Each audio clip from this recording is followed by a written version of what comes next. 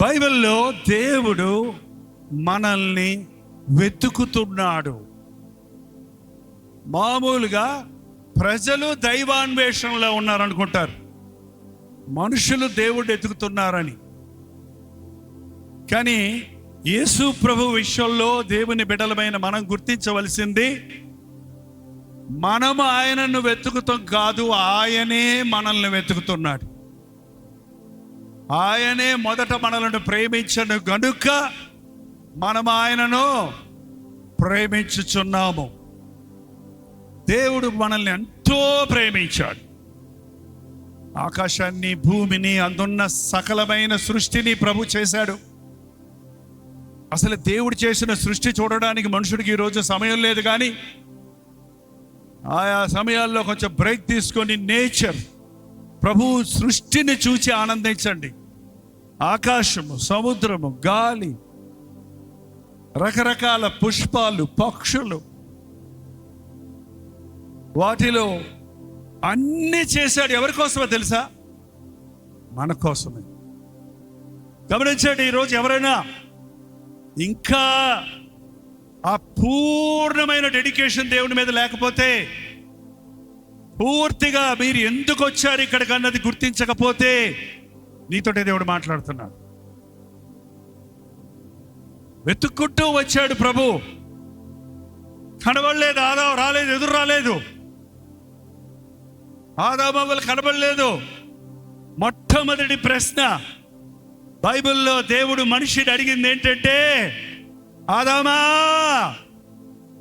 ఆదామా ఎక్కడున్నావు? ఎక్కడున్నావు? ఎక్కడున్నావు? మీలో కొంతమంది చెప్పొచ్చు, నేను ఇక్కడే ఉన్నా. ఏంటండి, ఏదైనా తోటలోనే ఉన్నాడు ఆదాము, వేరే ఊరు వెళ్ళిపోలా, ఎక్కడికి వెళ్ళిపోలా, అక్కడే ఉన్నాడు. ఎక్కడున్నావు? నీకు భయపడి చెట్టు చాటున నేను దాక్కున్నాను. ఏమొచ్చింది నీ కర్మ? దాక్కోవలసిన కర్మ ఏమొచ్చింది?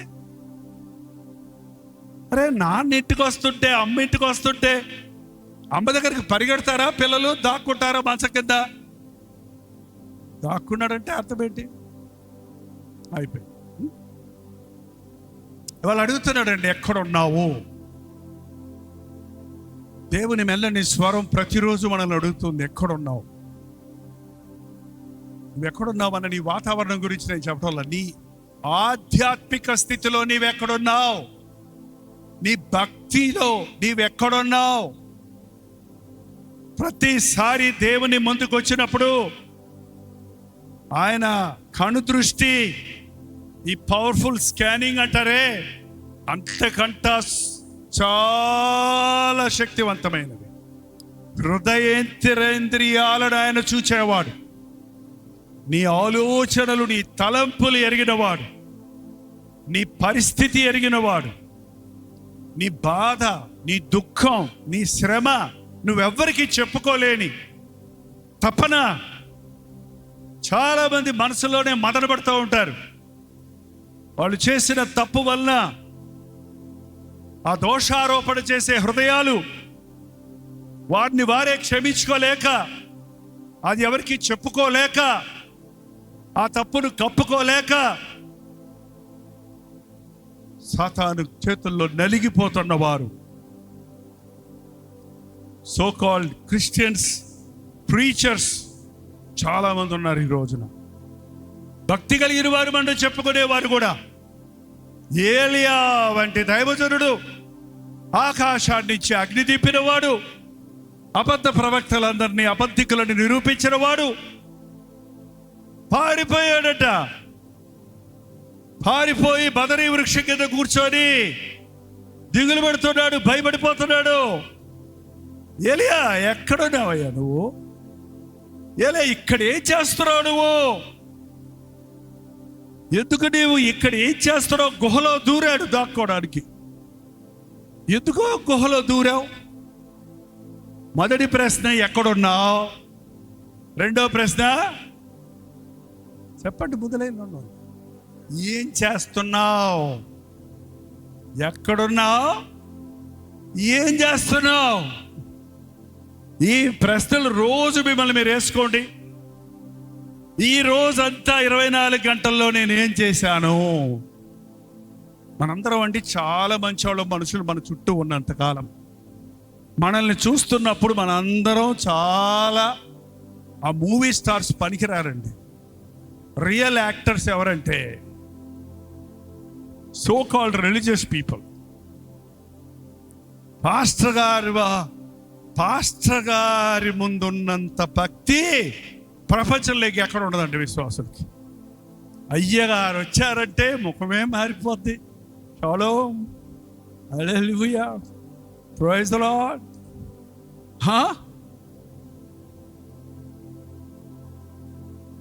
ఇంటికి వెళ్తే తెలుస్తుంది అసలైన అవతారం ఏంటంటే దేవుని ముందు ఎలా ఉన్నావు, నువ్వు ఒంటరిగా ఉన్నప్పుడు ఎలా ఉన్నావు.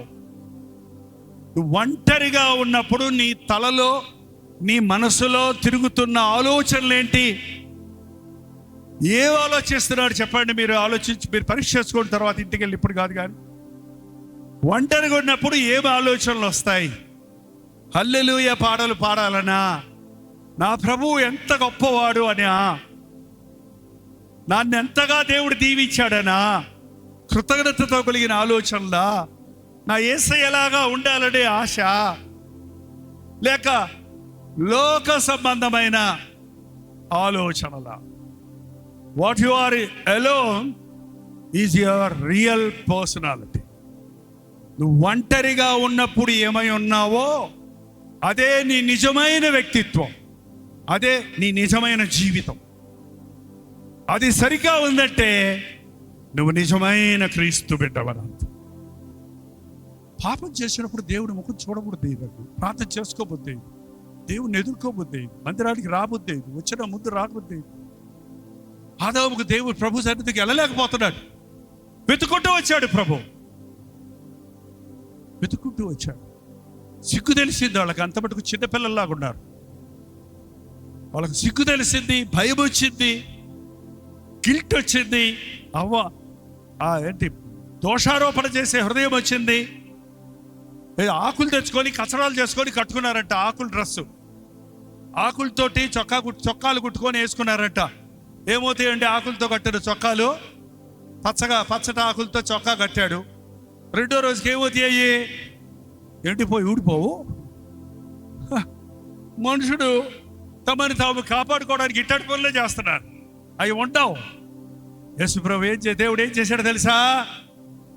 దేవుడు మొట్టమొదటి ట్రైలర్ ఎవరంటే ఆయనేనండి. మొట్టమొదటి సర్జన్ ఎవరంటే ఆయనేనండి. మొట్టమొదటి డాక్టర్ ఎవరంటే ఆయనే. మొట్టమొదటి సైంటిస్ట్ ఎవరంటే ఆయనే. ఏ విషయంలో చూడండి మీరు, ఆదాముకు గాఢ నిద్ర కలుగు చేసి పక్కటెముకల్లో ఎముకలు తీసి అవన్ చేశాడట. క్లోరోఫామ్ గన్ కనిపెట్టినటువంటి సర్ జేమ్స్ సింప్సన్ ఏమన్నాడు? ఆ వాక్యం చదివి గాఢ నిద్ర చంపలేదు, గాఢ నిద్ర, దాన్ని బట్టే క్లోరోఫామ్ కనిపెట్టాడు. అందుకని ఇప్పుడు ఆపరేషన్ అంత సులభమైంది. దేవుడు ఆడి గాఢ నిద్ర కలుగు చేసి ఎముక తీసి ఏంటంటే మళ్ళీ ఆయన ప్లాస్టిక్ సర్జరీ చేసి అవన్నీ చేశాడు. దేవుడు సర్వాంతర్జ్ఞాని. దేవుడు ఎవడనేవాడు? యేసు ప్రభు దేవుడి కాదనేవాడు. బైబిల్ అంతా కట్టుకథల పుస్తకం అనేవాడు. మనోనేత్రాలు తెరవబడ్డప్పుడు అందులోని సత్యాలను గ్రహించగలుగుతాం. జంతువుల్ని చంపి ఆ జంతువు చర్మంతో వారికి కచ్చడములు అంటే చొక్కాలు చేయించి వేశాడట. ఇప్పటికి కూడా లెదర్ డ్రెస్ వాడతారు. అవి చాలా నాణ్యంగా ఉంటాయి, చలి ఇది, వర్షం వస్తే తడిసిపోదు. అక్కడ రక్తము చిందించబడింది. వాళ్ళు పాపం చేశారు, ఆ పాపానికి బలి ఇవ్వబడ్డాయి పశువులు. ఇది తాత్కాలికంగా ఈరోజు నేను వధిస్తున్నాను. మీ సిగ్గును నిరంతరము కప్పటం కొరకు, మీ పాపమునకు రావలసిన పాపం వలన వచ్చు జీతమైన మరణం మీకు లేకుండా కొరకు ఈ పండు తినదినమున నిశ్చయముగా చచ్చెదరన్న మాట. ఆదాము వల్ని చంపాలి, కానీ ఆ జంతువుల్ని చంపి ఆ రక్తముతో పరిహారం చేశాడు. ఆ జంతు చర్మముతో వారు సిగ్గును కప్పినట్టు మన ప్రభు అయిన యేసుక్రీస్తు వధకు తేబడిన గొర్రె పిల్లగా ఈ లోకంలోనికి వచ్చి మనం మరణించవలసిన స్థలములో ఆయన మరణించి మనవలే అన్ని విషయాల్లో శోధించబడినప్పటికీ పాపం లేని వాడిగా ఉండి మరణాన్ని జయించి మృత్యుంజయుడై లేచి ఉన్నాడు. అందుకే ఎవడైనా క్రీస్తు యేసునందున్న ఎడల వాడు నూతన సృష్టి. ఎక్కడున్నావు? సిగ్గుతో ఉన్నావా? భయంతో ఉన్నావా? బాధలో ఉన్నావా? అవసరతలో ఉన్నావా? అవమానంలో ఉన్నావా? ఒంటరైపోయావా? ఆదమవ్వలు ఒక్క చోట లేరు. ఆమె ఎక్కడ దాక్కుందో ఈయన ఎక్కడ దాక్కుంటాడు. చాలా మంది కుటుంబాల్లో ఇలాంటి, చాలా మంది జీవితాల్లో ఇలాంటి పరిస్థితి ఉంది. అందరి మధ్య కూర్చున్నావు కానీ మనసులో ఒంటరితనం అనుభవిస్తున్నావు. బాగానే ఉన్నట్టు నవ్వుతున్నావు కానీ హృదయం లేదు. ఒక దిగులు ఉంది, ఒక భయం ఉంది, ఒక బాధ ఉంది, ఒక గిల్ట్ ఉంది. నువ్వు చేసిందే తప్పని నీ మనస్సాక్షి గద్దిస్తుంది. నువ్వు ఎవరికి చెప్పుకోవాలో తెలియక పరువు పోద్దని భయపడుతూ తిప్పలు పడుతున్నావు. ఈ రోజు అందుకే ప్రభు నిన్ను అడుగుతున్నాడు, ఎక్కడున్నావు? నేనున్నాను నీకు. నీ సిగ్గు కప్పడానికి, నీ పాపానికి పరిహారం చేయడానికి, నీ శాపం కొట్టివేయడానికి, నిన్ను మరణము నుండి తప్పించడానికి, నిత్య నరకము నుండి తప్పించడానికి నేనున్నాను. ఆదాము, నీవు చేసిన పాపాన్ని బట్టి నేను నిన్ను దండించేవాడిని కాదు, తోసేసేవాడిని కాదు, తరిమేసేవాడిని కాదు.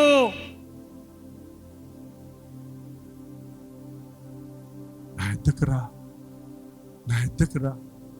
నీ గాయాలు కడతాను, నీ కన్నీరు తుడుస్తాను, నీ బాధకు నివారణ కలుగజేస్తాను. నిన్ను అర్థం చేసుకోగలిగిన వాడిని నేను. నీలాగా మనిషిలాగా వచ్చి నీవు పడ్డ నిందలు, అవమానాలు నేను పొందాను గనుక నాకు తెలుసు నువ్వని. మనలాగా ఈ లోకంలో జీవించిన మన యేసు ప్రభు, నా యేసు ప్రభు అంటే నాకెంతో ప్రేమ. మీకో? నువ్వు చెప్పయ్యా, నేను వింటానయ్యా. నువ్వు ఏం చేయమంటే నేను అది చేస్తానయ్యా అని మీ దినచర్య ప్రారంభించి చూడండి. అసలు మీ బ్రతుకు ఎంత అద్భుతంగా ఉంటుందో, ఎంత ఆనందంగా ఉంటుందో, ఎంత జయకరమైన జీవితం ఉంటుందో వ్యక్తిగతంగా మీరు అనుభవించగలుగుతారు. ఆదాం, నేనున్నాను రా, నేనున్నాను, నీ కప్పుతాను నీ సిగ్గుని. నేను శాశ్వతమైనటువంటి నీ పాపానికి శాశ్వతమైన విడుదల కార్యాన్ని జరిగించబోతున్నాను అని ఆ రోజు చెప్పాడు. రెండో ఆయన అడిగాం కదా, ఏలియా ఎక్కడున్నావు? ఏలియా ఎక్కడున్నాడు? ఆయన గుహలో ఉన్నాడు. ముందేమో పదరీ చెట్టు కిందకి వెళ్ళి కూర్చున్నాడంట. పదరీ చెట్టు అంటే నీడలేని చెట్టు అంట. పదరీ చెట్టు అంటే మన తాడి చెట్లు ఉంటాయి ఆంధ్రాలో, మీరు చూసుంటే. తాడి చెట్టు నీడని ఎవడు కూర్చోడు, ఎందుకంటే ఆ చిన్న చిన్న ఆకులు ఉంటాయి, నీడ ఉండదు. ఏదో మర్రి చెట్టు అయితే నీడ ఉంటుంది. అలాంటి నీడివ్వని చెట్టు కింద కూర్చొని ఏదో ఒక నీడన్నా దొరుకుద్దేమో అని అక్కడ కూర్చొని మరాడ విసిగిపోయింది ఆయనకి. భయపడిపోయినోడు ఎంత అంటే మ్యాక్సిమం డిప్రెషన్లోకి వెళ్ళిపోయాడు. డిప్రెషన్ అనే మాట ఇవాళ వచ్చింది కానీ అప్పటి నుంచే ఉందండి.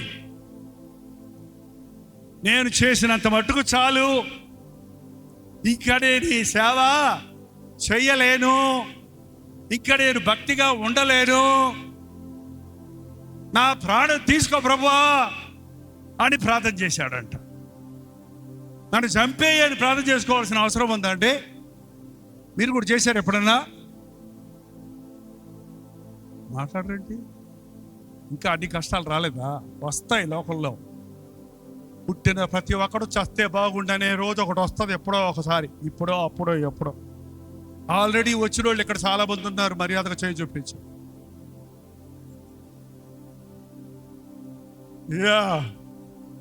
చూసారా ఎంతమందికి? మీరు చేయి చూపించండి చెప్తా. మీరు బతకాలని దేవుడికి ఆశ అండి. మీరు దేవుని కోసం బతకడానికి కుస్తీ పడుతున్నారండి. అందుకనే సైతాన్ గాడు నీకు సప్లై చేస్తున్నాడు ఈ వర్డ్, ఫ్రీ డెలివరీ. ఏ వర్డ్ ఏంటది? పనికిమాలినోడిని చచ్చిపోవని సాతాను చెప్పడం. పనికొచ్చేవాడే కావాలి వాడికి. ప్రభువు కొరకు బ్రతకాలనుకున్నోడికే శోధన, నిండా మునిగినోడికి చలి లేదు. ఏలియా అంతటి దైవజనుడికే పెట్టింది ఈ శోధన సాతాను. దేవుడు తన దూతను పంపించి బలపరిచాడు. తినేసి మళ్ళీ పడుకుండిపోయాడంట. లేయాడు, కర్మే పర్వతానికి వెళ్ళాలి, నీకు పని ఉంది, లేచెల్లినోడు ఏం పని చేయమంటావు ప్రభు అని అడగకుండా ఆ గుహలోకి వెళ్ళి దాక్కున్నాడు. అక్కడ యెజబెల్ వస్తుందేమో, బటుల్లో ఉన్న పంపుద్దేమో అని. నువ్వెక్కడున్నావు? ఏం చేస్తున్నావు? సరిగ్గా సమాధానం ఇండివిజువల్గా ఒక్కొక్కరు. దేవుని చిత్తములో ఉన్నావా? దేవుని పనిలో ఉన్నావా? దేవుని ప్రణాళికలో ఉన్నావా? దేవునితో సమాధాన పడ్డావా? దేవునితో సహవాసం కలిగి ఉన్నావా అని పరిశీలించుకోవా. మీలో ఎంతమంది ఎన్నిసార్లు ఎన్ని మీటింగ్లో నిలబడి ప్రభా ఇదిగో దేవా నా జీవితం ఆ పాత మస్తకం నీకు అంకితమని పాటలు పాడారు, ప్రార్థన చేశారు, అప్పగించుకున్నారు. మరి ఈరోజు నిజంగా మీరు ఆ మాటకు లోబడ్డారా? మళ్ళీ పాత వాటికి వెళ్ళలేదా? మళ్ళీ మధ్య మధ్యలో దేవుణ్ణి విడిచిపెట్టేయలేదా? మళ్ళీ నెక్స్ట్ ఇయర్ కాన్ఫరెన్స్కి వద్దాం అనుకుంటూ వచ్చారా? చెప్పండి. దేవునికి ద్రోహం చేయటం ఎంత మనిషికి ద్రోహం చేయటమే భయంకరమండి. దేవునికి కృతజ్ఞత లేకుండా ప్రవర్తించడం చాలా భయంకరం. ఆయన ప్రేమ కలిగిన వాడు, మన యేసయ్య చాలా ప్రేమ కలిగిన వాడు. ఈ సమయంలో ఎవరైనా సరే ఇంతకు ముందు దేవునితో నిబంధన చేసుకున్నాను, చాలాసార్లు నేను తీర్మానం చేసుకున్నాను, కొన్ని నెలలు మంచిగా దేవుని మందిరానికి వెళ్ళాను, ప్రార్థనలు చేసుకున్నాను, దేవుని కొరకు బతకాలని అనుకున్నాను, కానీ నేను లోకంలోకి వెళ్ళిపోయాను, మళ్ళీ నా స్నేహితుల వల్ల చెడిపోయాను, నా శరీరాన్ని అపవిత్రపరుచుకున్నాను, ఇంకా మళ్ళీ నన్ను దేవుడు ఇంకా క్షమిస్తాడా? ఇంకా దేవుడు నన్ను వాడుకుంటాడా? ఇంకా నేను అంతే దేవునికి ఇష్టమా అనుకునే వారెవరైనా ఇక్కడ ఉంటే ఈ రాత్రి మీతోనే ప్రభు చెప్పుచున్నాడు, దేవునికి నువ్వంటే చాలా ఇష్టం. పారిపోనక్కర్లేదు, చచ్చిపోక్కర్లేదు, ఏడుస్తూ కూర్చోనక్కర్లేదు. యేసయ్య దగ్గరకు వస్తే కమ్, రండి, నా దగ్గరకు రండి, నేను మిమ్మల్ని బాగు చేస్తాను, నేను మిమ్మల్ని ఆదరిస్తాను, నేను మీ కన్నీటిని తుడుస్తాను, నేను మీ కొరతలు తీరుస్తాను, నేను నిరుత్సాహం నుండి నేను విడిపిస్తాను. నాకు తెలుసు ఈ లోకంలో చాలామంది, మీలో చాలామంది భక్తిలో దిగజారిపోవడానికి మరో కారణం ఉంది. ఏంటంటే నేను ఎంత ప్రార్థన చేసినా నాకు ఉద్యోగం దొరకలేదు కాబట్టి దేవుడు లేడు, నేను రాను అని చెప్పేవాళ్ళు ఉన్నారండి. నాకు తెలుసు. నేను ఎంత ప్రార్థన చేస్తుంటా, ఏడ్చి ప్రార్థన చేసినా మా పక్కింటి వాళ్ళకి, మా ఎదురింటి వాళ్ళకి అందరికీ పిల్లలు పుట్టారు, నాకు పిల్లలు పుట్టలేదు కాబట్టి దేవుడు నాకు ఏం చేశాడు, నేను ఎందుకు నమ్ముకోవాలి దేవుడిని? నేను ఎప్పుడు ప్రార్థన చేస్తా ఉన్నాను, నా బిడ్డల కోసం ఎప్పుడు ప్రార్థన చేస్తున్నాడు. మా అబ్బాయి యాక్సిడెంట్లో చచ్చిపోయాడు, ఎందుకు చచ్చిపోవాలి? దేవుడు అంటే నా బిడ్డలు ఎందుకు తీసేసుకున్నాడు? నా దేవుడు లేడు, తెలియలేదు, నాకు అక్కర్లేదు. చాలా మంది అలాంటి పరిస్థితుల్లో ఉన్నారు. దేవుడు ఏం చేసినా మేలు చేస్తాడు. ఈరోజు మీరు ఎక్కడున్నారో, ఏ పట్టింపుల్లో ఉన్నారో, ఏ అవిశ్వాసంలో ఉన్నారో, ఏ భ్రష్టత్వంలో ఉన్నారో, ఎలా మోసపోయి నష్టపోయిన వారికి ఉన్నారో, ఏ నిరుత్సాహంలో ఉన్నారో, దాక్కుంటున్నారో, తప్పు చేసేనే గిల్టీ కాన్షియస్ మిమ్మల్ని ఎలాగూ కృంగతీస్తూ ఉందో నాకు తెలియదు, కానీ దేవుడు ప్రతి ఒక్కరితో మాట్లాడుతున్నాడు ఈ రాత్రి. ఏంటంటే come back, come back, come back, రండి రండి రండి, నా దగ్గర రండి, నా ఎద్దకు వచ్చి వారిని నేను ఎంత మాత్రమో తోసివేయండి.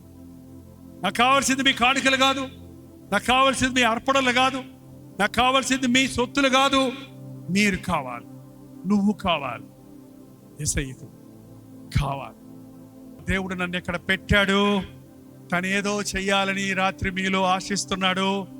ఆ పని పూర్తవ్వాలి, ఆ పని జరగాలి. ఈ రోజు మీ జీవితంలో మరపురాని రోజుగా మారాలి. ఏ భారముతో ఈ కాన్ఫరెన్స్ ఏర్పాటు చేయబడిందో, ఓపెన్ డోర్స్ ఆర్ ఓపెన్. ప్రభు హస్తాలు చాచి ఉన్నాయి. పశ్చాత్తాపంతో ఆయన పాదాల దగ్గరకు వస్తే, ఆయన కౌగిల్లో చేరితే ధన్యులం. అలాగే లేచి నిలబడండి. ఒక్క మాట దేవుడితో చెప్పండి. ఎక్కడున్నావు? ఏం చేస్తున్నావు? దేవుని చిత్తంలో ఉన్నావా? దేవుని ప్రణాళికలో ఉన్నావా? ఇది ముఖ్యమైన సమయం. ఇది ఒక్కసారి నిన్ను నీవు చూసుకునే సమయం. ప్రభు పెట్టనన్నాను, బాప్తిసం పొందానన్నాను, వాక్యానుసారంగా బ్రతుకుతున్నానా? ఆయన అడుగు జాడల్లో నడుస్తున్నానా? మనస్సాక్షిని కాపాడుకుంటున్నానా? నిరుత్సాహం నన్ను ఏళ్తుందా? విఫలత నాలో ఉందా? ఓడిపోతున్నానా? ఇరుక్కుపోయి ఉన్నానా? ఏది నన్ను ఏలుతుంది? దేవా, నీ ముందు నేను ఎలా ఉన్నానయ్యా? నా స్థితి నాకు చూపించయ్యా అని ఒక్క మాట నోరు తెరిచి ప్రభుని అడగండి. పరిశుద్ధుడా, రక్షణ యెహోవా ఆధీనమన్నావు. ఆ అజ్ఞాన కాలములో దేవుడు చూచి చూడనట్లు ఊరుకున్నాడు. కానీ ఇప్పుడైతే అందరూ అంతటా మారు మనసు పొందవలనని ఆజ్ఞాపించుచున్నాడన్న మాట అయ్యా అక్షరాల పట్ల నెరవేరాలయ్యా. మొదటగా ఈ ఆడిటోరియంలో ఉన్న ప్రతి కుటుంబంలోనూ రక్షణ కార్యాన్ని జరిగించుము నాయన. పరిశుద్ధాత్మ కార్యములు జరిగించుము నాయన. అవసరమైతే అద్భుతాలను జరిగించుము నాయన. నీ దర్శనములను చూపించుము నాయన. నీ వాగ్దానములు దయచేయము నాయన. నీ ఉనికిని మేము మా కుటుంబాల్లో చూడడానికి సహాయం చేయము. మోరు మనసు పొందకుండా హృదయాన్ని కఠినపరుస్తున్న ప్రతి విధమైన పాప బంధకము నుండి నీ బిడలను నజరుడైన యేసుక్రీస్తు నామములో విడుదల చేయుచున్నాము తండ్రి. సాతాను కట్టిపెట్టిన ప్రతి వ్యక్తిని నజరుడైన యేసుక్రీస్తు నామములో విడుదల చేయుచున్నాము. ఓడిపోయిన శత్రువైన సాతానుకు మేము భయపడక ప్రాణమిచ్చిన ప్రభు అయిన యేసుక్రీస్తును మేము ఆరాధించు వారిగా మా కుటుంబంలో అపవాదికి చోటివ్వక, కలహాలకు చోటివ్వక, భేదాలకు చోటివ్వక ప్రార్థనాత్మతో నింపుకొనడానికి దైవ సన్నిధితో ప్రతి ఇంటిని నింపయ్యా. యోబు ఇంటి చుట్టూ ఉన్న కంచె వంటి కంచెను మా గృహముల చుట్టూ వేసి అపవాది జొరబడకుండా, మా యవ్వనస్తులను ఎత్తుకుపోకుండా, మా కుటుంబంలో జరబడి అసమాధానానికి కారణము లేకుండా అపవాది క్రియలను లయపరుచుతున్నాము నాయన. శీఘ్రముగా సమాధానకర్తయగు దేవుడు అపవాదిని నీ కాళ్ళ క్రింద చితక దొక్కించునన్నమాట మా కుటుంబాలలో మొదటిగా నెరవేర్చు. ఈ దేశంలో, ఈ ప్రపంచంలో అపవాది సంఖ్యలలో ఉన్న ప్రతి ఒక్కరి విడుదల కొరకు, నశించిపోతున్న ఆత్మల కొరకు ప్రలాపించు వారిగా ఉండటకు సహాయం చేయను ఆయన. రక్షించబడ్డామని సంబరపడక, యెహోవా విజ్ఞాపన కర్తలారా మీరు విశ్రమించకండి, ఆయనను విశ్రమింపనీయకండి అని నీ వాక్యములో చెప్పినట్లు మా ఇంటి వారు మారు వరకు నీ సన్నిధిలో గోజాడి మొరపెట్టుటకు, ఎడతెగక మొరపెట్టుటకు సహాయం చేయను ఆయన. ఇక్కడున్న ప్రతి తండ్రిని నీ చేతులకు అప్పగిస్తున్నాము. ఇంటి యజమానుని సాతాను కట్ల నుంచి విడిపిస్తున్నామయ్యా. ప్రతి తండ్రి ఒక యాజకుడై తన కుటుంబాన్ని ఒక ఆలయముగా మార్చుకున్నట్టుకు సహాయం చేయము. ఇక్కడున్న ప్రతి ఇల్లాలును మూడురాలుగా ప్రవర్తిస్తున్న ప్రతి స్త్రీని, గృహిణిని నీ చేతులకు అప్పగిస్తున్నామయ్యా. నజరేయుడైన యేసుక్రీస్తు నామములో అట్టి వారికి గొప్ప రక్షణ కలుగు చేసి జ్ఞానవంతురాలు తనకు ఇల్లు కట్టునన్న మాట ప్రతి గృహములో నెరవేరుటకు సహాయం చేయము. ఏ ఇంటి గడపల మీద గుర్రపిల్ల రక్తపు గుర్తులుండవో ఆ ఇంటిని మరణదూత దాటిపోయినట్లుగా ఆ కలువరి శిలువలో మమ్మను ప్రేమించి మా కొరకు సిద్ధించిన నిర్దోషము నిష్కళంకమైన నీ రక్తమును విశ్వాసము ద్వారా మా ప్రతి గృహపు గౌరులకు ప్రోక్షిస్తున్నాము నాయన. నా గృహములో సాతానుకు చోటు లేదు, ఇది సమాధాన నిలయమని మేము గుర్తించినట్లుగా నా ప్రభు కంచె నా ఇంటి చుట్టూ ఉన్నది అని విశ్వసించినట్లుగా నీ కార్యాలు జరిగించు. ఈ రాత్రి రక్షణ లేని వారికి రక్షణ దయచేయి. ఈ సభ ముగిసిన నేడు నేను నీ ఇంట ఉండవలసి ఉన్నదని ఆనాడు జక్కయ్య ఇంటికి వెళ్ళి ఆ ఇంటిని పరిశుద్ధపరిచినట్లు ఈ రాత్రి ఇక్కడ హాజరైన వారి ఇళ్లకు వెళ్ళయ్యా.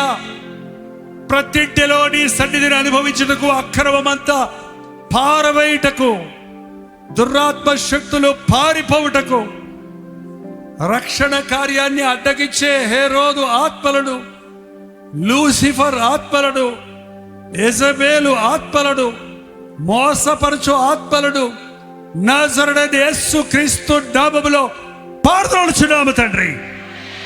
పరిశుద్ధాత్మని కార్యాలు మా గృహాలలో చూచుటకు సహాయం ఇచ్చి ఉజ్జీవం కొరకు ఎదురు చూస్తున్నామయ్యా. ఉజ్జీవము దయచే అయ్యా. నిజమైన వెలుగుండనది లోకములోనికి వచ్చి ప్రతి ఒక్కడిని వెలిగించుచుండరన్న మాట మా ఒక్కొక్కరి గృహములో జరగాలయ్యా. మారిని తండ్రి, తల్లి, అన్న, అక్క, తమ్ముడు, చెల్లి, బంధువులు, స్నేహితులు వెలిగించబడాలయ్యా. ఆయన ఎందు భయభక్తులు గల వారి చుట్టూ ఆయన దూత కావలి ఉండునన్నమాట. మా గృహముల చుట్టూ దేవుని కంచె ఆయన దూత కావలి ఉంది. రక్షణ దుర్గముగా, శాంతి నిలయముగా, ప్రార్థనా స్థలములుగా, ప్రభువును గణపరిచే కుటుంబములుగా ఉండుటకు మా ఒక్కొక్కరికి నీ సహాయం చేయము. ఇంకా ఎవరు ఏ విషయం అడగలేకపోయారో, చెప్పుకోలేకపోయారో,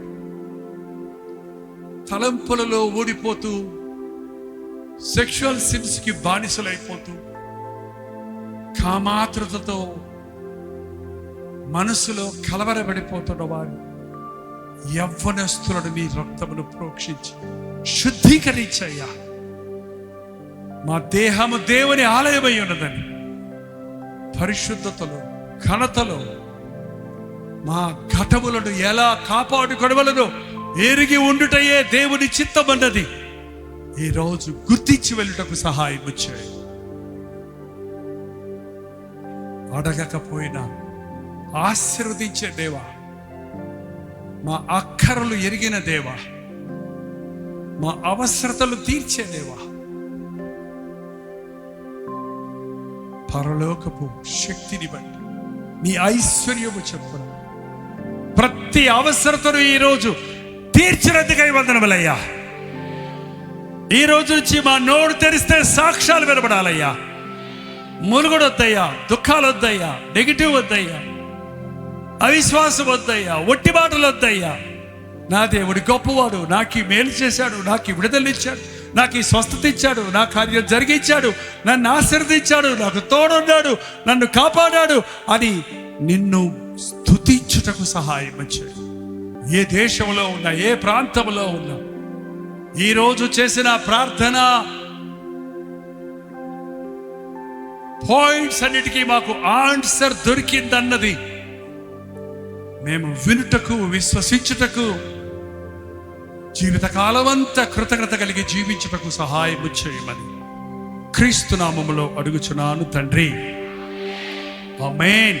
తొట్టిల్లకుండా మిమ్మల్ని కాపాడుటకును, తన మహిమ ఎదుట ఆనందముతో మిమ్మును నిర్దోషులుగా నిలవబెట్టుటకును శక్తిగల మన రక్షకుడైన అద్వితీయ దేవునికి మన ప్రభు అయిన యేసుక్రీస్తు ద్వారా మహిమయు మహత్యమును ఆధిపత్యమును అధికారమును యుగ యుగములకు పూర్వమును ఇప్పుడును సర్వ యుగములను కలుగును గాక.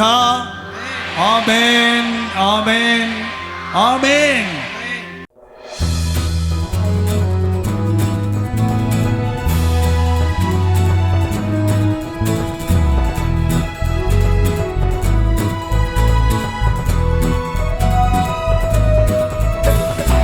హల్లెలూయా.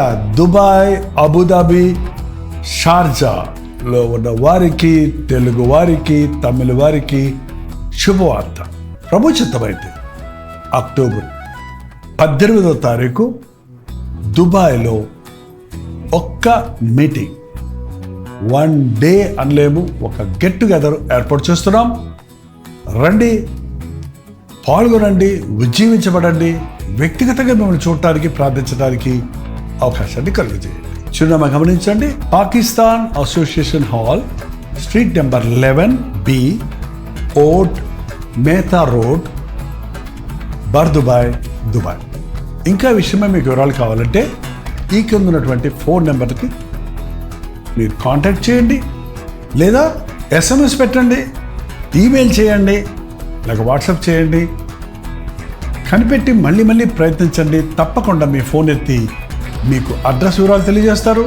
అలాగే లింక్ పంపించడానికి మీరు సహకరించబడతారు. తప్పక వస్తారు కదా.